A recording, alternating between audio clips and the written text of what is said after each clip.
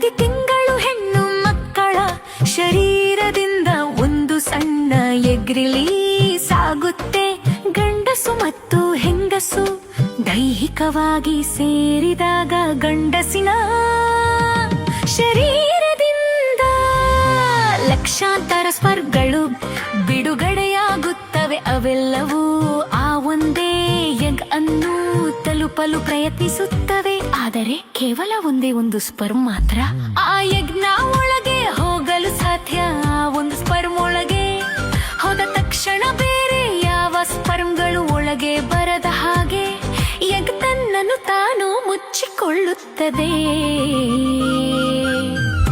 Egg ನ ಒಳಗೆ ಸ್ಪರ್ಮಿಂದ ಬಂದ DNA ಮತ್ತು ಎಗ್ ನ DNA ಎರಡೂ ಒಂದಾಗುತ್ತವೆ ಮತ್ತು ಅದೇ ಕ್ಷಣದಲ್ಲಿ ಫರ್ಟಿಲೈಸೇಷನ್ ಆಗುತ್ತೆ.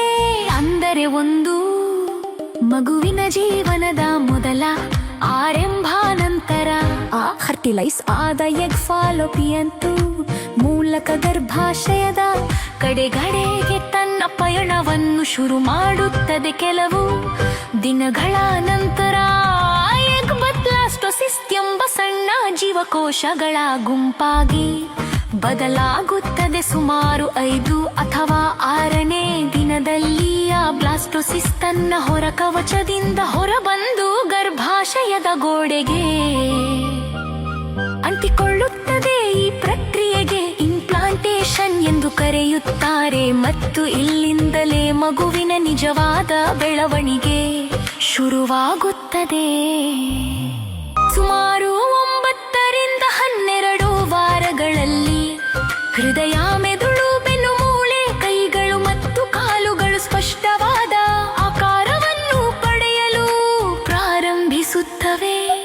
ಒಳಗಿನ ಅಂಗಾಂಗಗಳು ಕೆಲಸ ಮಾಡಲು ಶುರು ಮಾಡುತ್ತವೆ. ಕೊನೆಗೆ ಸುಮಾರು 40 ವಾರಗಳ ಹೊತ್ತಿಗೆ ಆ ಜೀವ ಸಂಪೂರ್ಣವಾಗಿ ಬೆಳೆದು ಹುಟ್ಟಲು ಸಿದ್ಧವಾಗಿರುತ್ತದೆ.